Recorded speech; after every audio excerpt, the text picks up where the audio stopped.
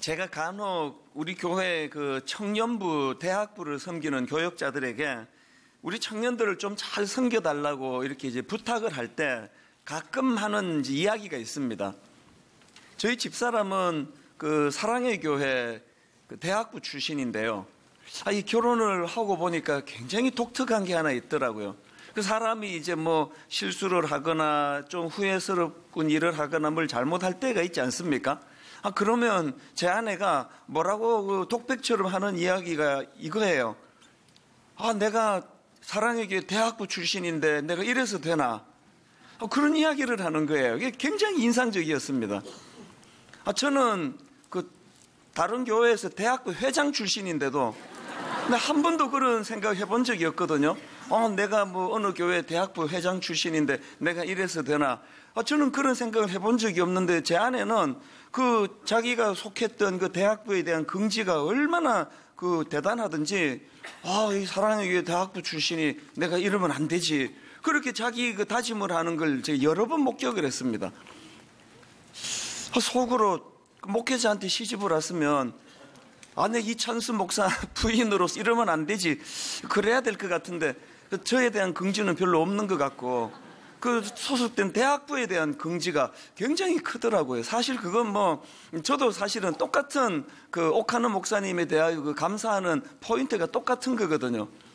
제가 이제 그 총각 시절에 사랑의 교회에 교육 전도사로 들어가 가지고 막 얼마나 내가 그 교회 그 전도사인 것이 자랑스러웠던지 그때 제가 그 교대 앞에 그 반지하에다가 이제 자취를 할 때인데요. 노총각이 혼자 자취할 때인데 그 방 안에 있는 그 단칸방 방 안에 있는 거울에다가 사랑의 교회 교패를 붙여놨습니다. 그래서 제가 아침 저녁으로 그거를 보면서 막 너무 만나는 사람마다 내가 옥 목사님 밑에 있는 부교역자라고 막 이걸 너무 자랑하고 싶은 거예요. 그래서 제가 청소년 사역을 막 이렇게 10년 길게 할 줄은 꿈에도 몰랐는데요. 교회에 대한 긍지가 있으니까 뭐 파트타임인데 풀타임처럼 일했습니다. 누가 뭐 시키는 데도 아닌데도 뭐 너무 마음이 기쁨이 넘치니까. 제가 그때 깨달은 게 뭐냐 하면은 그 사람이 그 긍지를 갖고 산다는 것, 이게 참 에너지를 가져다 주는구나. 이걸 제가 맛본 사람이기 때문에 우리 청년 교역자들한테 종종 그런 부탁을 하는 거예요. 저는 한 번도 뭐 숫자 가지고 말을 꺼내본 적이 없습니다. 그 숫자가 중요한 게 아니고 이미 출석하는 우리 젊은이들이 자기가 분당 우리 교회 그 청년부 출신이다, 대학부 출신이다. 내 이러면 안 되지. 이런 긍지가 있다는 것이 얼마나 중요하겠습니까?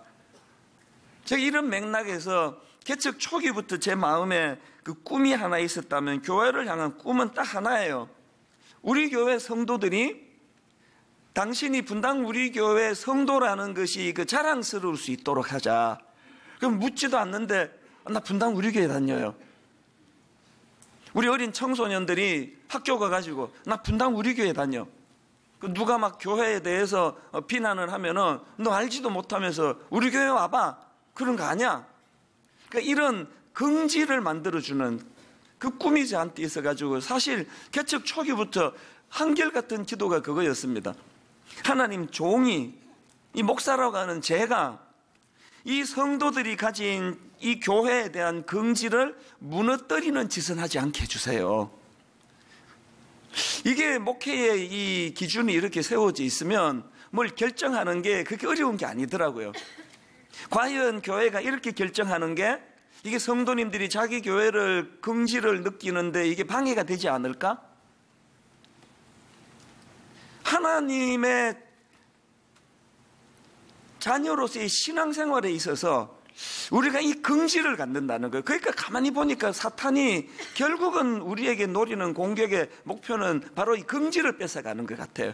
지금 그 목표가 많이 이루어지고 있지 않습니까? 많은 성도님들이 지금 자기가 크리스찬이라는 데 대한 긍지를 지금 나가서 함부로 이야기를 못하는 분위기가 된 거 아닙니까? 참 가슴 아픈 이야기를 들었던 거는, 목사님 내가 너무너무 전도를 하고 싶은데요, 차마 우리 교회 나오라고 그렇게 말하기가 어렵네요. 지방의 어느 성도가 저한테 메일로 보내준 이야기를 저는 하나님이 제게 주시는 경고로 봤습니다. 예수님을 자랑하고 싶은데, 복음을 전하고 싶은데 내가 출석하는 우리 교회 나오라는 말을 할 수가 없는 이런 비극은 막아야 되는 거 아니겠습니까? 여러분, 우리가 신앙생활 하면서 크리스찬으로서 이 긍지를 가질 수 있다는 거, 이게 참 중요한데요. 제가 이런 관점으로 로마서 8장을 보니까 그 바울의 의도가 좀 읽혀지는 것 같습니다. 지금 바울이 그 논리를 전개해가는 과정을 한번 보시기 바랍니다. 지난주에 말씀드린 것처럼 바울이 로마서 8장 서두에 이 정죄함의 문제를 다루고 있지 않습니까? 로마서 8장 1절, 그러므로 이제 그리스도 예수 안에 있는 자에게는 결코 정죄함이 없나니, 이렇게 말씀을 시작했는데 이 말씀이 어떻게 발전하는가 보니까요, 오늘 본문 14절 15절입니다. 무릇 하나님의 영으로 인도함을 받는 사람은 곧 하나님의 아들이라.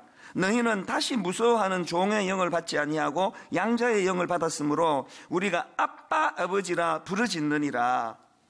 이 말씀의 흐름을 한번 보십시오.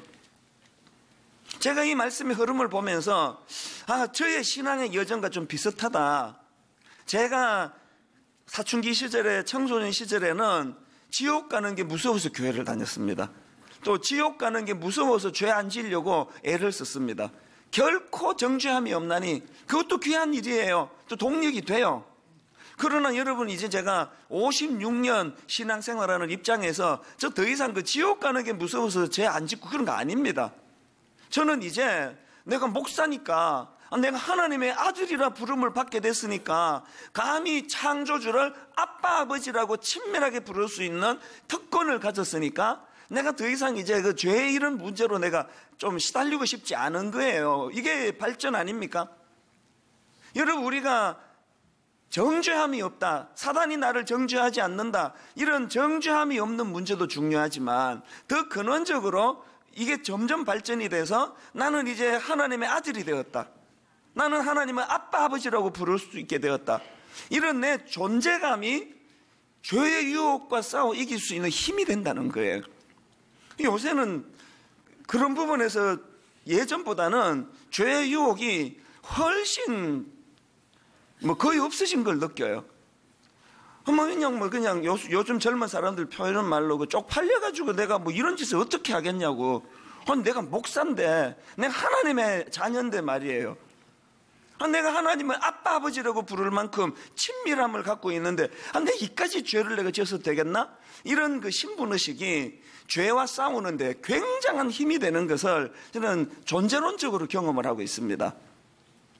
오늘 예배 드리고 있는 분당우리교회 성도님들, 여러분 그 낮은 단계 로마서 1장 8장 1절에 나오는 이 정죄함이 없는 이 단계에도 이게 물론 중요하지만, 이제 여러분 점점 신앙이 자람에 따라 가지고 내가 하나님의 자녀가 되었다, 피로 값주고 산 하나님의 양자됨의 긍지, 이 긍지가 회복되는 하나님의 자녀들 되시기를 바랍니다.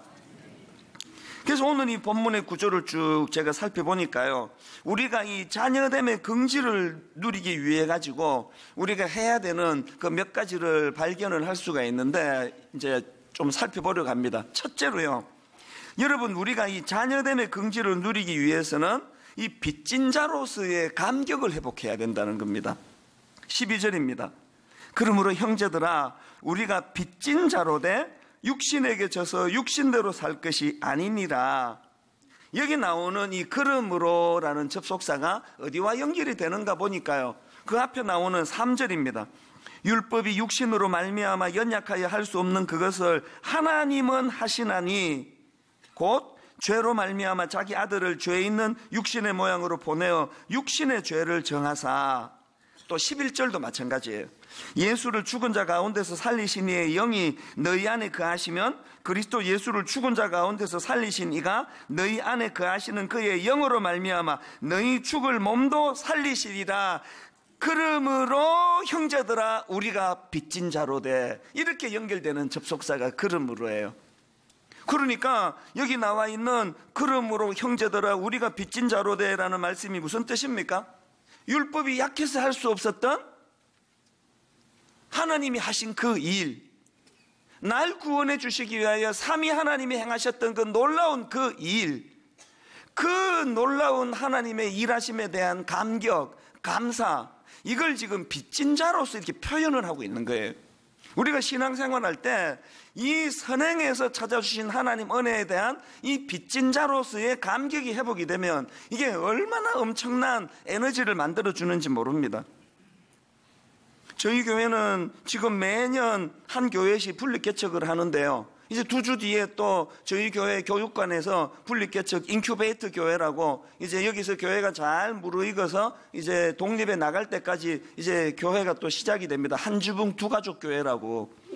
저 알아요. 이제 또 한두 달, 뭐 두석 달 또 가슴앓이를 할 거예요.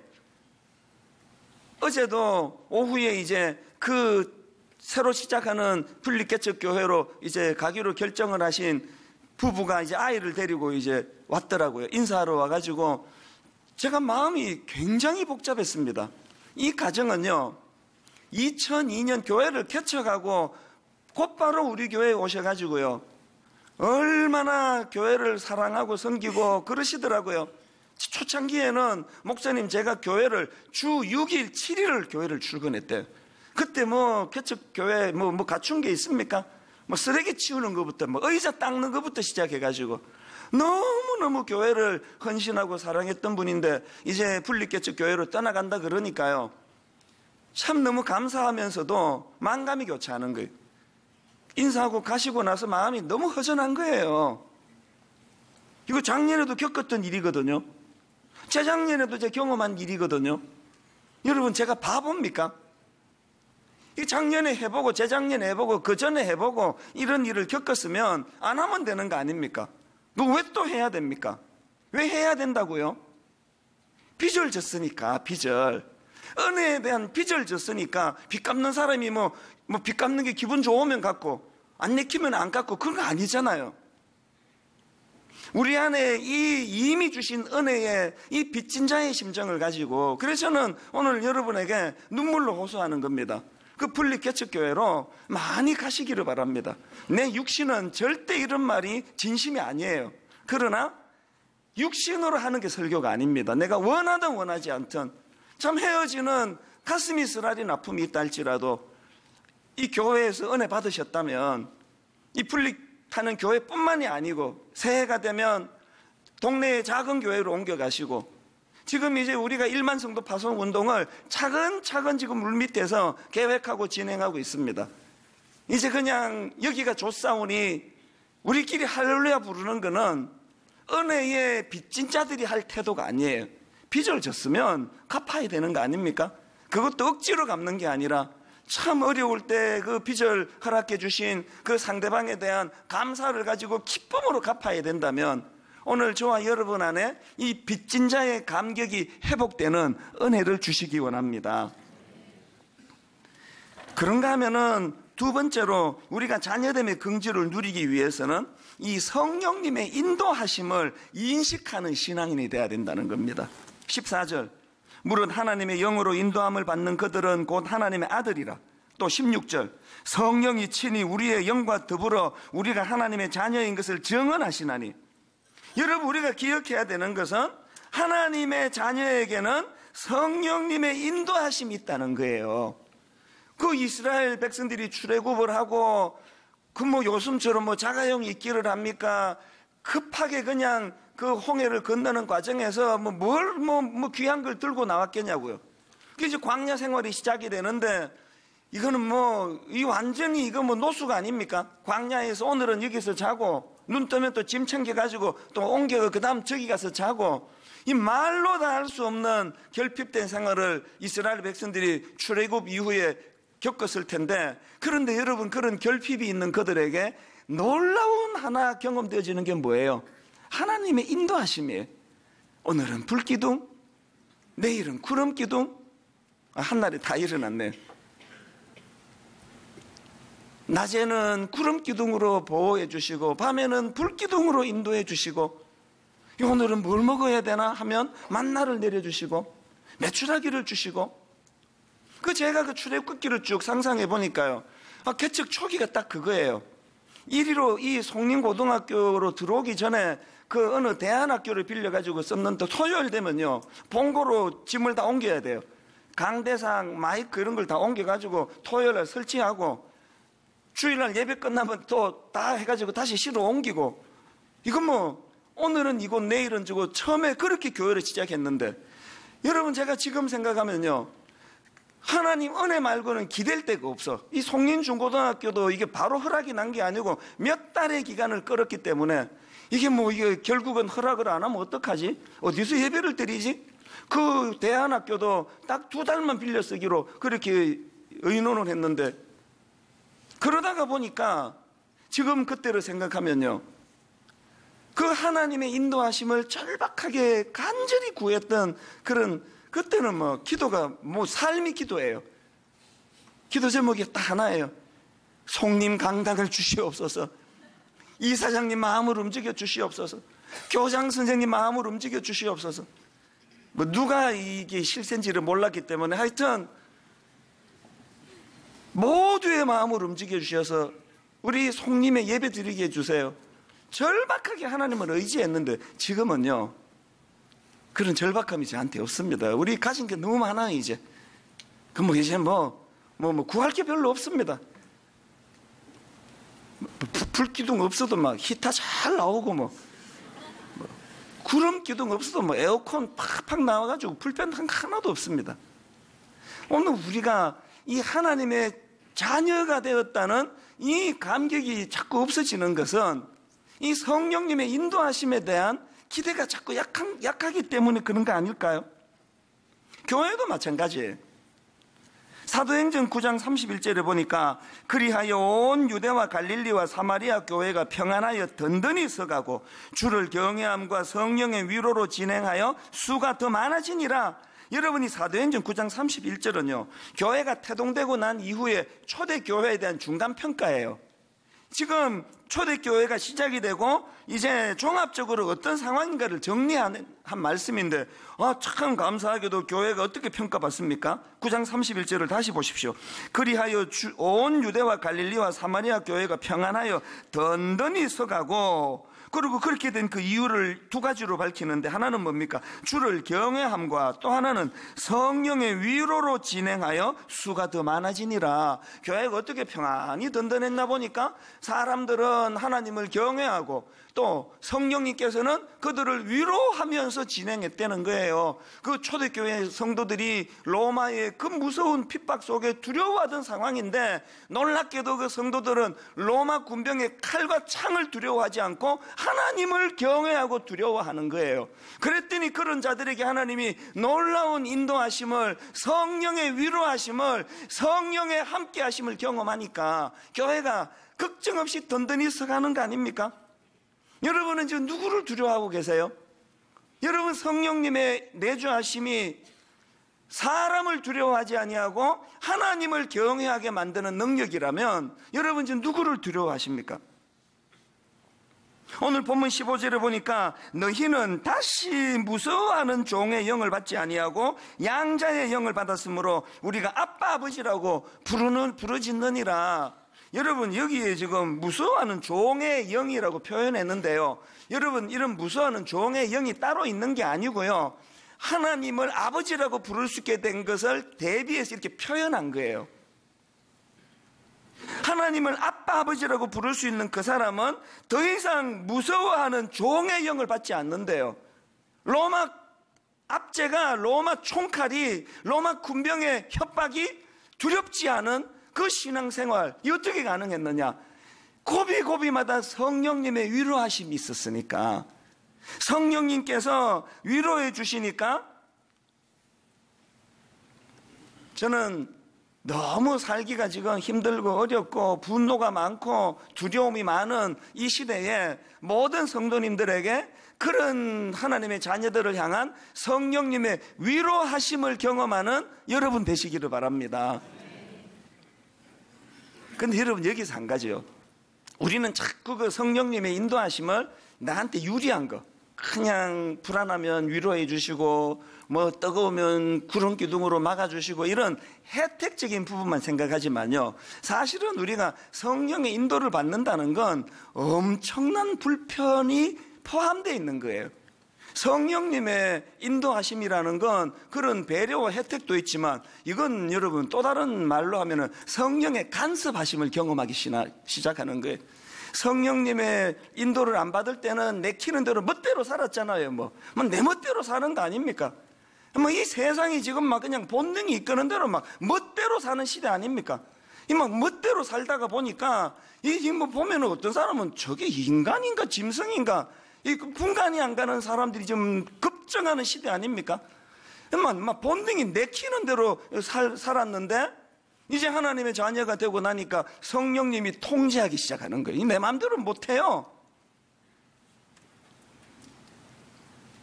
제가 저를 봐도요, 내 이상한 사람이 돼가요. 저 그냥 믿음 없을 때는 뭐 교회 다니지만 막 내키는 대로 살았습니다. 그리고 뭐 성격도요, 뭐 아싸란 성격. 뭐 비굴한 거 제일 싫어했습니다. 너 나 싫어하냐? 나도 니 안 좋아. 나도 너 싫어하면 되지. 너 나 좋아하나? 나 좋아하는 만큼 좋아해 줄게. 뭐 복잡한 게 없었습니다. 뭐라고 그까짓 때 뭐 입 닫고 그냥 가라. 나한테 나타나지 말고 뭘 그렇게 자꾸 그 쓸데없는 소리 하니. 나 싫으면 오지 마.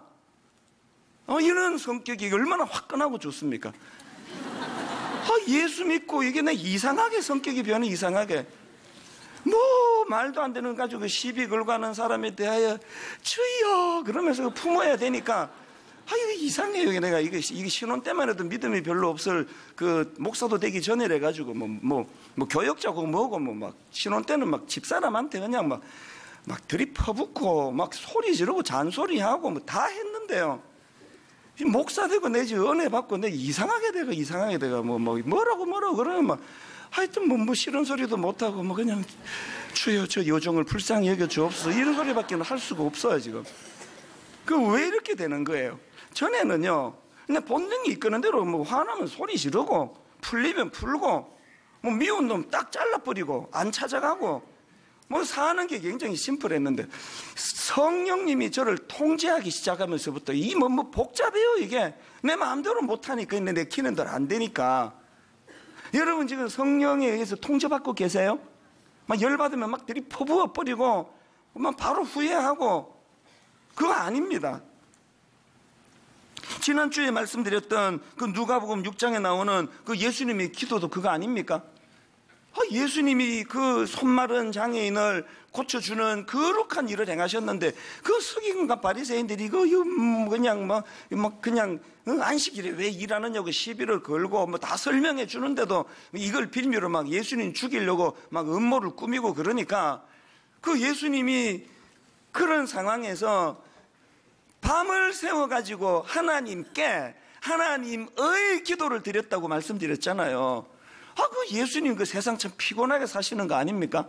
당신이 하나님인데 그럼 뭘 밤새도록 그것들 그 저지들 때문에 막 기도하고 그러세요. 그냥 주둥아리를 확 그냥 붙여버리면 되지.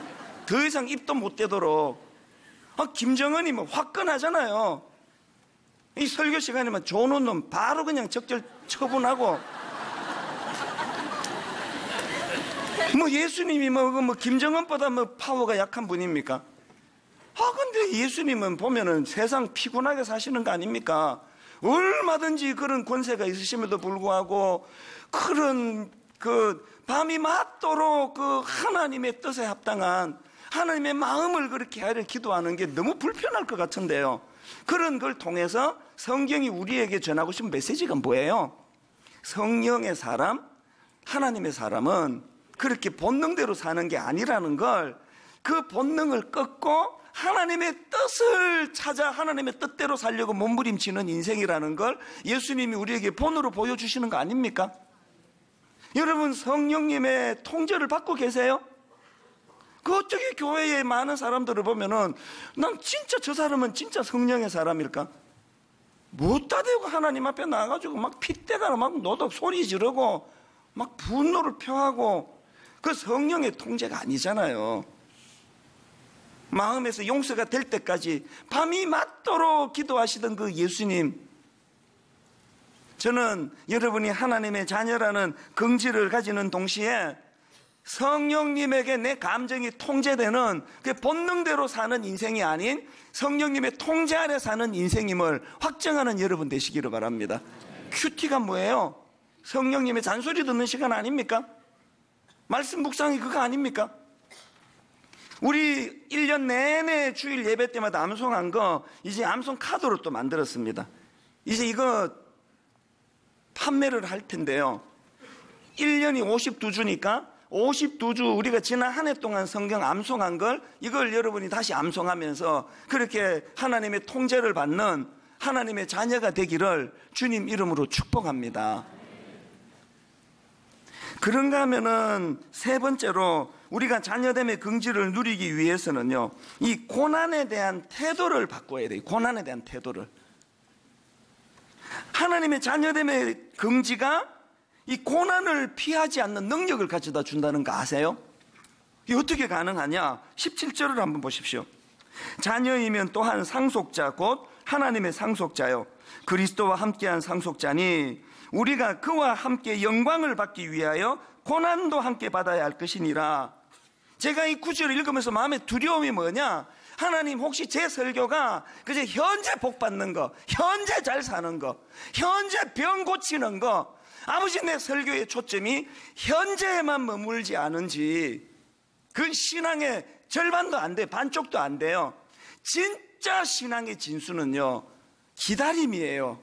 소망하는 거예요. 오죽했으면 히브리서 11장 1절에 믿음은 바라는 것들의 실상이요 보지 않는 것들의 증거라 그랬습니다.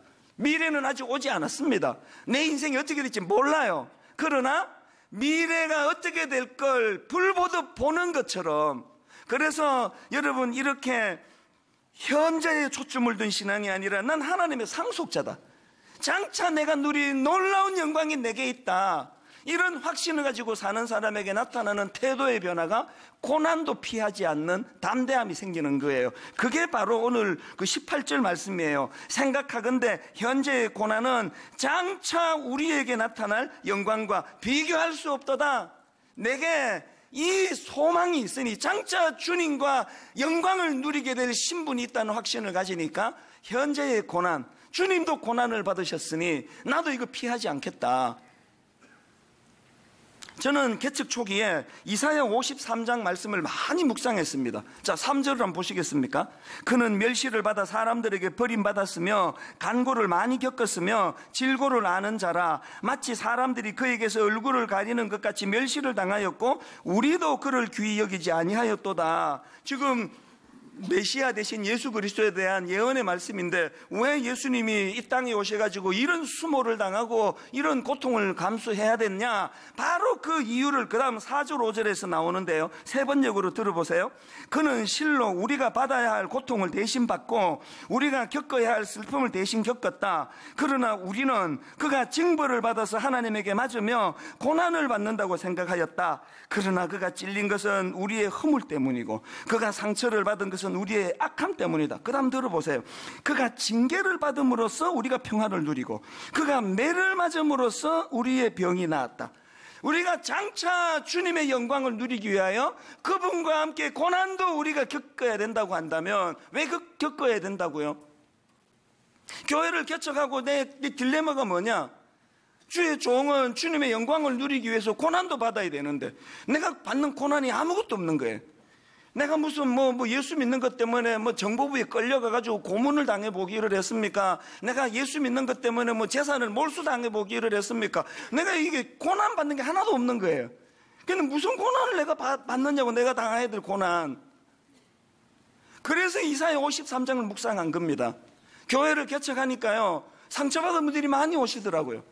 그리고는 그냥 아무것도 아닌데 막 얼굴 시뻘게 가지고 저한테 막 그냥 따지고 삿대질하고 막 멱살 직전까지 가고 막 별의별 일들을 다 겪으니까 제가 53장을 묵상하면서 하나님께 기도하기 시작했습니다. 하나님, 내가 목사로 내가 받는 고난이 너무 없어 좀 부끄러운데, 여러분 이렇게 하나님 이렇게 상처받은 성도가 와가지고 저한테 모욕을 주고 막 멱살잡이까지 가고 말도 안 되는 그런 상처되는 말을 퍼부을 때 아버지 그걸 내가 맞상대하지 않고 내가 그것을 잘 수용하고 잘 용납하고 논리로 다가가지 않고 그걸 포용할 때 아버지 저 집사님이 나한테 들이퍼붓는 것으로 말미암아 저 집사님의 마음의 상함이 치유가 될 수 있다면 내가 피하지 않게 해주세요.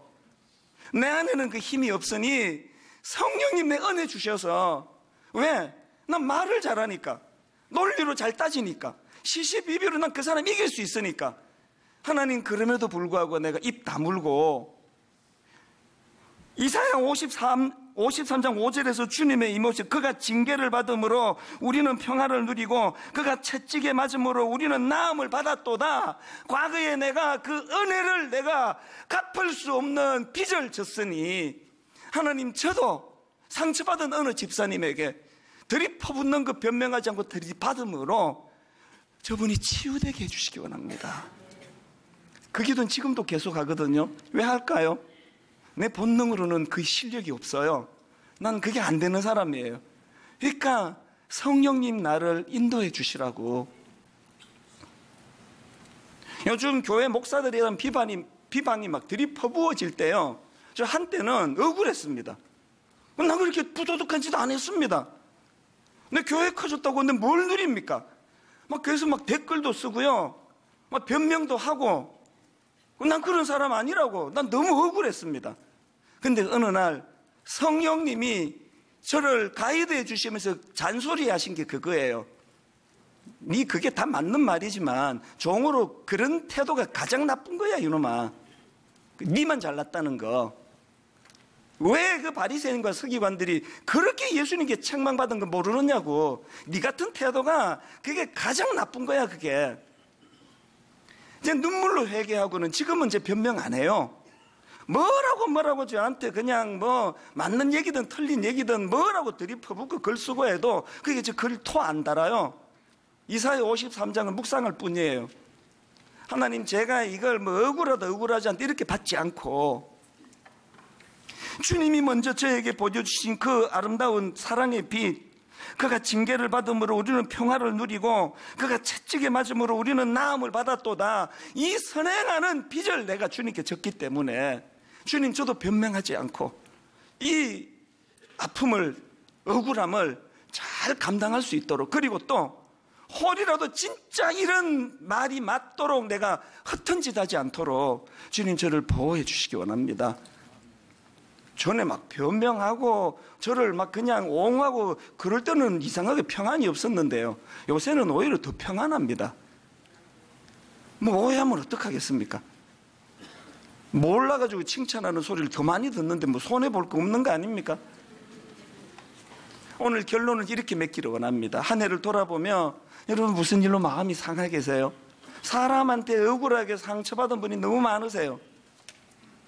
이제 성령님이 우리가 하나님의 자녀가 되었다는 걸 일깨워 주심으로 말미암아 이제 저 사람이 나한테 억울하게 들이퍼붓는 걸 내가 잘 수용함으로 하나님 저 사람이 치유되기를 원합니다. 이게 하나님의 아들이 할 수 있는 기도인 줄로 믿습니다.